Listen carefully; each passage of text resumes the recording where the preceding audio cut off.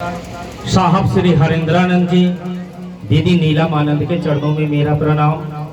उपस्थित सभी भाई बहन के चरणों में मेरा प्रणाम। मैं सौभाग्यशाली हूं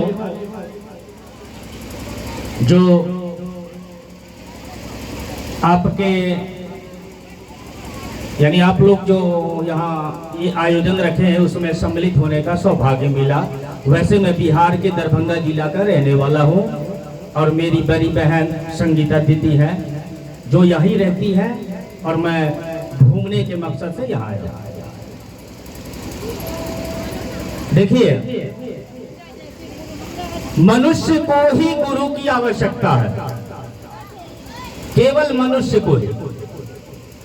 जब तक मनुष्य गुरु नहीं किया है, जब तक, दीदी लोग तनी ध्यान से सुनिए ना, शांत हो जाइए, शांत, शांति का प्रदान दे और पानी नहीं बांटिए।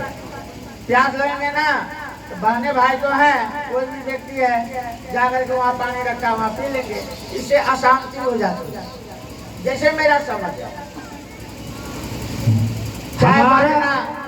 चाय बांटना पानी बांटना ये सब चर्चा का स्थल पर नहीं, साइड में रखा हुआ है सब व्यवस्था। प्यास लगेगी तो उठ के पी लेंगे, जाके डिस्टर्ब हो जाता है। जो लाए गिलास बांट दीजिए। हमारे वेदों में लिखा है कि मानव तन दुर्लभ अति मिल ही न बारंबार। यह जो हमारा आपका शरीर है ना, यह बड़ा मुश्किल से मिलता है।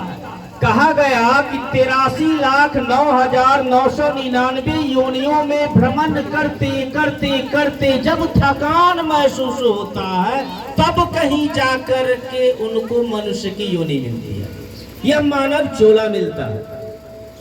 तो हमको और आपको चाहिए कि इसको व्यर्थ न गंवावे। देखिए, धरती पर हम और आप आ गए हैं परमात्मा की इच्छा से, लेकिन जैसे ही धरती पर आते हैं तो धरती का भी अपना एक नियम है। हमारे भैया बताए थे, धरती पर आते हैं, वेदों ने कहा कि मानव तन दुर्लभ अति मिल ही न बारंबार। यह बार बार नहीं मिलता है, और जब बार बार नहीं मिलता है यानी इस तन को पाने के लिए देवता भी ललायित रहते हैं मनुष्य का तन पाने के लिए, क्योंकि मनुष्य के तन में आकर के हम और आप जितनी भक्ति शक्ति आराधना कर सकते हैं वह अन्य योनियों में नहीं है। लेकिन यह होगा कैसे? होता क्या है कि वहां से भेजा जाता है हमको और आपको कि जाओ बढ़िया कर्म करो, लेकिन जैसे ही इस धरातल पर उतरते हैं तो धरती का जो अपना नियम है, काम क्रोध लोभ मोह अहंकार ईर्ष्या द्वेष घृणा, यह है अष्टबंधन। जैसे ही मनुष्य धरती पर आ जाता है यह धरती का नियम उस पर लागू हो जाता है। इतना ही नहीं, परमात्मा के बनाए हुए नियम में परमात्मा भी आते हैं तो उन पर भी वह नियम लागू हो जाता है, छूटता कोई नहीं है। लेकिन यह नियम से निकालने हेतु एक गुरु की आवश्यकता होती है। देखिए, हम लोगों ने सुना है भजन बहुत पहले अधिकांशतः बजा करता था कि कलयुग बैठा मार कुंडली, जाऊं तो मैं कहां जाऊं, हर घर घर में रावण बैठा, इतने राम कहां से लाऊं। देखिए, वह समय था जब राम जी तीर धनुष लेकर के आया, सारे राक्षस लंका में थे, सबों को राम जी ने खत्म कर दिया। लेकिन आज के इस परिवेश में राम जी तीर धनुष लेके आ जाए ना, हमको नहीं लगता है कि इस पूरे संसार में 5% लोग बच पाएंगे। इसका मूल कारण है कि हमारा आपका जो मन है ना, वही रावण है, यह मन। देखिए, रावण का भाई विभीषण आज के समय में अगर होता तो उस पे देशद्रोह का मुकदमा लग जाता, क्योंकि भाई के साथ गद्दारी किया था, भाई का साथ नहीं दिया था। लेकिन रावण ने उसको क्या सजा दिया था? धक्का मारकर अपने देश से बाहर कर दिया था, उसका प्राण नहीं लिया था। अब देखिए हम लोग कैसे रावण है कि 1 इंच जमीन के लिए अपने भाई तक का हत्या कर देते हैं। यानी हम लोग के समक्ष वो रावण छोटा पड़ जाता है, हम लोग बड़के रावण हो जाते हैं। अब इस मन रूपी रावण को खत्म करने के लिए एक ज्ञान रूपी राम की आवश्यकता है, जो ज्ञान रूपी राम साहब श्री हरेंद्रानंद जी के माध्यम से इस जनमानस में आ चुका है और लोगों का मन बदल रहा है क्या? मनुष्य का जन्मजात गुण होता है प्रेम। प्रेम नीचे दब गया, अष्टबंधन हावी हो गया, धरती का पकड़ इस तरह से हमारे ऊपर हावी है कि धरती को ही सब कुछ समझ लेते हैं। जो कि सत्य यही है कि सबको जाना है, साधु यह मुर्दों का देश, यहाँ रहना नहीं है, अपना घर नहीं है, किराए का मकान। और इसमें हम और आप इतना मगरूर हो जाते हैं, अभिमान करते हैं जी नहीं। अब देखिए हमको और आपको मिला साहब श्री हरेंद्रानंद जी के माध्यम से 3 गो सूत्र, ठीक है। अब 3 गो सूत्र कब मिला? जब महेश्वर शिव को अपने गुरु रूप में स्वीकार किए हैं तब मिला। क्योंकि जब तक हम और आप गुरु नहीं किए हैं, हम और आप अशुद्ध माने जाते हैं।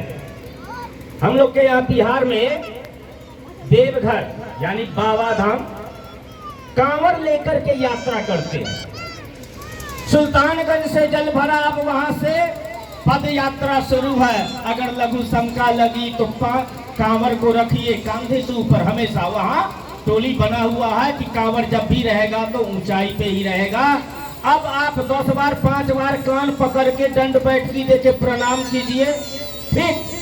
अब वहां से फिर लघु शंका किए, फिर भी नहाइए, अगर अन्न खा लिए फिर भी नहाइए। देखिए नियम है। यह नियम क्यों है? क्योंकि आप अपने आप को शुद्ध करना चाहते हैं। क्योंकि वहां जो वह ज्योतिर्लिंग है उसको कहा गया कि यह परमात्मा का शुद्ध स्वरूप है। हम और आप ठहरे अशुद्ध, अगर गुरु नहीं किए हैं तो अशुद्ध है। अब यह अशुद्ध उस शुद्धता में मिलेगा कैसे? नहीं मिलेगा। सोना में अगर सोना को मिलाइएगा तो सड़क से मिल जाएगा, कोई दिक्कत नहीं है। सोना में अगर पीतल मिला दीजिए तो आज न कल बाहर आ जाएगा, मिल नहीं सकता। तो शुद्धता में मिलने के लिए हमको और आपको शुद्ध होना होगा, और यह शुद्धिकरण केवल गुरु करते हैं। अब देखिए गुरु हमको और आपको दर्शन, चिंतन और स्पर्श करा करके अपने शिष्यों में ऊर्जा भरते हैं, ज्ञान भरते हैं। बहुत सारे भाई बहन यह भी विचारधारा के हैं कि शिव को देखबे नहीं करते हैं, शिव को देखबे नहीं करते तो ज्ञान कैसे देंगे? वह देते हैं, अपना माध्यम भेजते हैं। आपके साथ ऐसी ऐसी अनुभूतियां दे देते हैं कि स्वतः स्पष्ट हो जाता है कि यह संयोग नहीं, हमारे गुरु की दया है। तो जब शिव को गुरु मान लिए, मानने के बाद में मिला क्या? 3 गो सूत्र। प्रथम सूत्र में कहना है कि हे शिव आप मेरे गुरु हैं, मैं आपका शिष्य हूँ, मुझ शिष्य पर दया कीजिए। देखिए इस दया में संसार का सब कुछ समाहित है। गुरु आपको वह नहीं देंगे जो आप मांगते हैं, जो आपको अच्छा लगता है गुरु आपको नहीं देंगे। गुरु आपको वही देंगे जो आपके लिए अच्छा हो। मांग के चलिए आपको 50 लाख रुपया का मांग था, गुरु ने आपको दे दिया, पीछे से कोई गोली ठोक दिया। यानी आपके लिए जो अच्छा होगा गुरु वही देंगे, आपको जो अच्छा लगता है गुरु नहीं देंगे, ठीक है। इसीलिए हमको और आपको अगर जो चाहत बनी है और नहीं मिलता है तो घबराना नहीं चाहिए। तो यह जो पहला सूत्र है अपने गुरु से दया की याचना, यह हमको और आपको भक्त बनाता। शिष्य तो है, जो शिष्य होगा वही भक्त होगा, बिना शिष्य बने कोई भक्त नहीं हो सकता है। साथ बताते हैं कि जो शिष्य होगा वही भक्त होगा, अर्थात जो भक्त होगा वो शिष्य होगा ही। भक्त और शिष्य में अंतर की बात साथ बताते हैं कि जो भक्त होगा वो शिष्य होगा ही, यानी बिना शिष्य बने कोई भक्त नहीं हो सकता है। बिना शिष्य बने वह याचक हो सकता है, मांगने वाला हो सकता है, भक्त नहीं हो सकता है। क्योंकि भक्ति की परिभाषा भक्ति का माने होता है प्रेम, और प्रेम में केवल दिया जाता है, लिया कुछ भी नहीं जाता। क्योंकि देखिए, प्रेमी अपने प्रेम पात्र के अधीन होता है। प्रेमी जिसको जिससे प्रेम है वह अपने प्रेम जिससे करता है उसका बात मानेगा। अब मान के चलिए कि मैं गया मार्केट, हमको पसंद आया हरा वाला साड़ी, साथ में पत्नी थी, उसको पसंद आया लाल वाला साड़ी। हमसे पूछी बेचारी कि आपको कौन सा साड़ी चाहिए। मैं बोला भाई खुद पसंद करो ना कौन सा है, जो कि हमको पसंद है।